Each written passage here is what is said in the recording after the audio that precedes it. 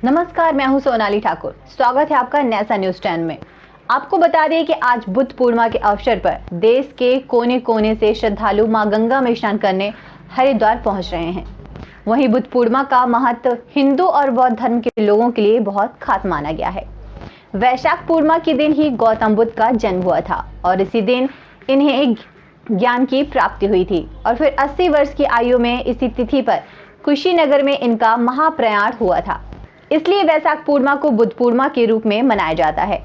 आज चंद्र ग्रहण भी है। हरिद्वार में श्रद्धालुओं की भीड़ को देखते हुए हरिद्वार पुलिस प्रशासन द्वारा पूरे मेला क्षेत्र को 7 जोन और 20 सेक्टर में विभाजित किया गया है, जिससे श्रद्धालुओं को परेशानी न हो।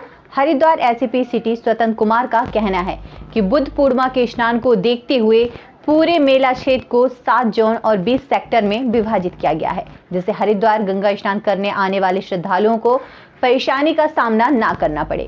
भारी भीड़ आने पर जाम की स्थिति उत्पन्न न हो, क्योंकि जो भी श्रद्धालु हरिद्वार गंगा स्नान करने आते हैं वे मनसा देवी और चंडी देवी भी माता की बुद्ध पूर्णिमा के स्नान को ध्यान में रखते हुए पूरे क्षेत्र को 7 जोन में और 20 सेक्टर में डिवाइड किया गया है। इनके डिवाइड करने का रीज़न ये होता है कि जो पब्लिक आ रही है, यहाँ पे श्रद्धालु आ रहे हैं हमारे स्नान के लिए, उनको किसी तरह की कोई तकलीफ ना हो, गाड़ियों का संचालन एक सुव्यवस्थित तरीके से किया जा सके। आज बुद्ध पूर्णिमा है। हमने पूरी फैमिली के साथ यहाँ पर स्नान किया और गंगा मैया हमारी और हमारे परिवार की सारी मनोकामनाएं पूरी करें।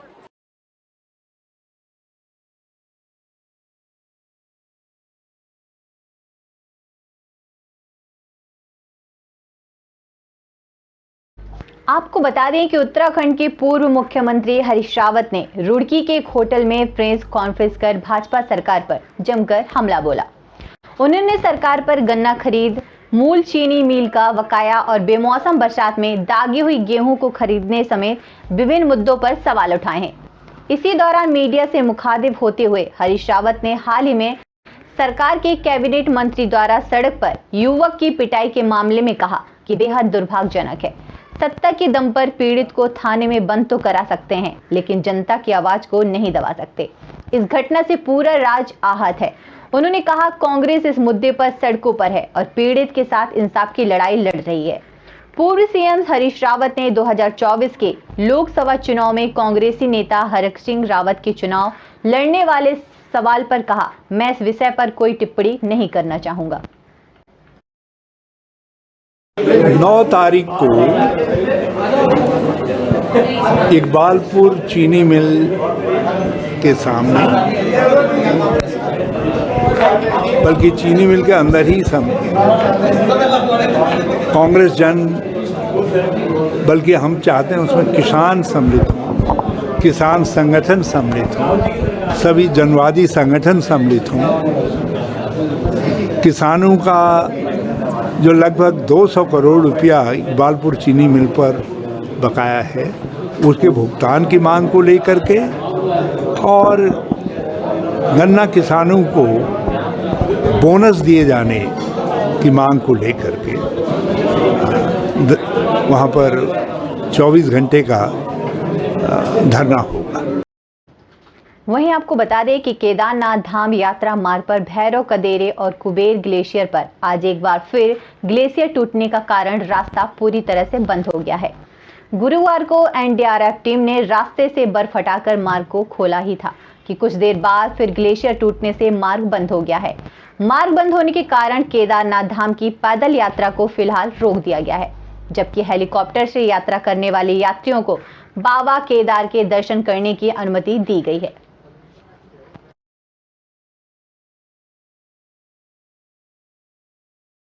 आपको बता दें कि जोशीमठ व बद्रीनाथ के बीच 2 अलग अलग सड़क दुर्घटना होने से बाइक सवार युवक के सिर पर चट्टान पत्थर आने से युवक की मौत हो गई है।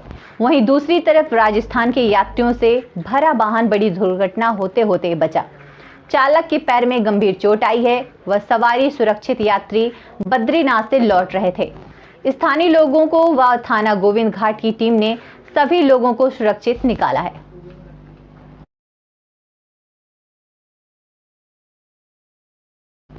बिजनौर के थाना चांदपुर क्षेत्र के अमित ज्ञानदीप इंटर कॉलेज में बने मतदान केंद्र के पास भाजपा प्रत्याशी और निर्दलीय प्रत्याशी के बीच झगड़ा हो गया है। वहीं निर्दलीय प्रत्याशी के सर में चोट आ गई है। आपको बता दें कि भाजपा प्रत्याशी व फर्जी वोट डलवाने का आरोप लगाया है। डीएम और एसपी पुलिस फोर्स के साथ मौके पर पहुंचे। पुलिस ने घायल प्रत्याशी पति को अस्पताल में भर्ती कराया है। आपको बता दें कि जनपद बिजनौर में चल रहे नगर निकाय चुनाव को लेकर थाना चांदपुर क्षेत्र के अमित ज्ञानदीप इंटर कॉलेज में बने मतदान केंद्र पर भाजपा प्रत्याशी और सभासद निर्दलीय प्रत्याशी के बीच विवाद हुआ था। क्या नाम है आपका? कुलदीप। कौन सा आपकी तरफ से? मेरी धर्मपत्नी है मेरी सुनीता देवी, वार्ड नंबर 9 से मोहल्ला सराय से। अच्छा, कौन सा मतदान केंद्र है ये अमित ज्ञानदीप। क्या हुआ यहाँ पर? यहाँ पे ये हुआ, अपना पोलिंग पार्टी जो बैठी थी, अपना चल रहे थे चुनाव चल रहे थे, लोग दोबारा वोट डालने आ रहे थे। इनका हमने विरोध किया तो विपक्ष के जो लड़के हैं, जो पूर्व मेंबर है, उसने दूसरों लोगों को चढ़ा के मेरे ऊपर ये हादसा कराया है। किस पार्टी से हैं वो बीजेपी से है और आप? मैं नहीं ले रही हूँ। अच्छा, तो ये सिर पे जो हमला किया गया है, खून निकल रहा है, सिर फट गया, किसने किया है? ये इनके द्वारा चढ़ाए हुए, प्रत्याशी को द्वारा चढ़ाए हुए लड़के ने किया है। आपको बता दें कि बिजनौर के थाना चांदपुर क्षेत्र में फर्जी वोट डालने को लेकर बीजेपी और कांग्रेस समर्थक के बीच मारपिटाई का मामला सामने आया है। वहीं डीएम उमेश मिश्रा और एसपी नीरज कुमार जादौन भारी फोर्स के साथ मौके पर पहुंचे। मौके पर भारी पुलिस बल तैनात थे। गुस्साए भाजपा समर्थकों ने जाम लगाने की कोशिश की, जिससे पुलिस ने 3 आरोपियों को हिरासत में ले लिया है।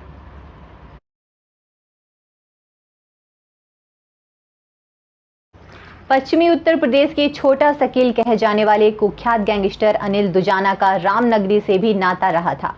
वह यहां किसी आपराधिक मामले में लिप्त नहीं था, बल्कि उसका होश ठिकाने लगाने के लिए शासन ने उसे गौतम बुद्ध नगर की जेल से अयोध्या कारागार ट्रांसफर किया था।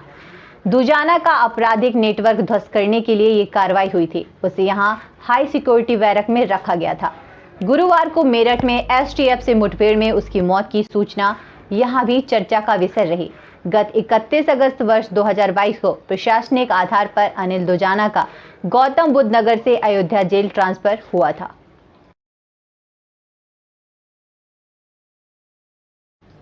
गंजवा सौदा में कुएं में डुबाकर मारने वाले आरोपी को आजीवन कारावास हुआ है। अपर सत्र न्यायाधीश ने फैसला सुनाया। आपको बता दें कि शासकीय अधिवक्ता अखिलेश लाहौरी ने पैरवी की थी। आरोपियों को जेल भेजा गया।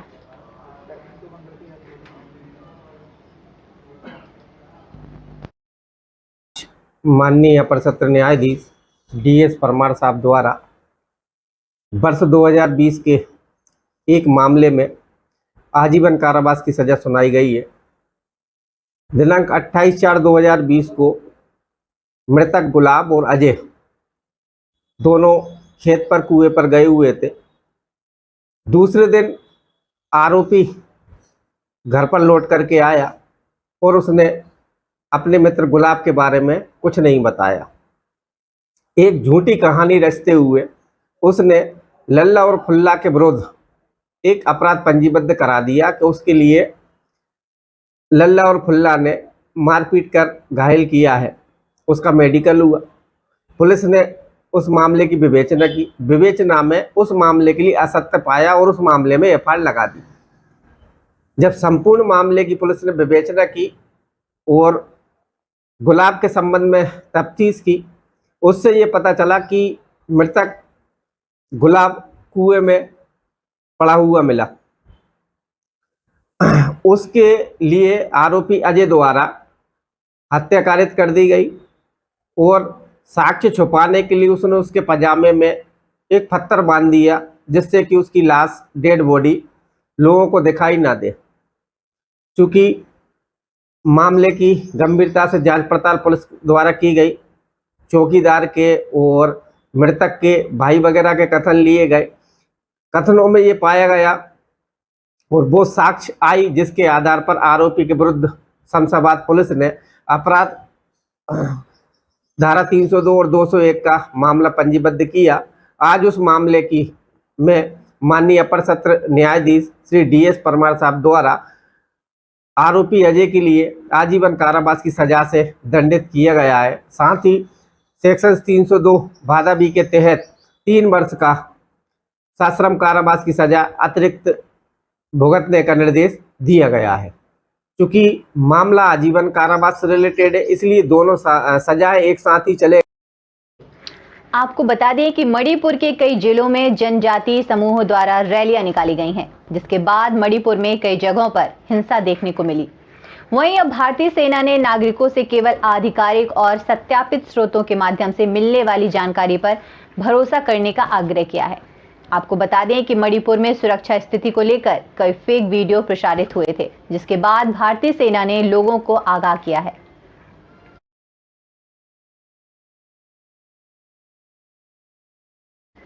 भारत में मौसम तेजी से करवट ले रहा है। दिल्ली और उत्तर प्रदेश समेत देश के अधिकांश हिस्सों में अब लोगों को बारिश से राहत मिलेगी और गर्मी का नया दौर शुरू होगा। वहीं उत्तर पश्चिम भारत में बारिश होने की संभावना व्यक्त की गई है। मछुआरों के लिए समुद्र में न जाने की सलाह दी गई है। मौसम विभाग के मुताबिक यूपी में अब बारिश का दौर थमेगा और तापमान में बढ़ोतरी होगी। 10 मई तक अधिकतम तापमान के 40 डिग्री सेल्सियस पार जाने की संभावना है। इससे पहले विभाग ने 4 मई तक बादल छाए रहने और बारिश होने का पूर्वानुमान जारी किया हुआ है। मौसम विभाग के मुताबिक उत्तराखंड में 3 दिन बाद लोगों को बारिश और बर्फबारी से राहत मिली है। विभाग ने आज भी धूप खिलने की संभावना व्यक्त की है। हालांकि पर्वतीय क्षेत्रों में अभी भी बादल छाए हुए हैं।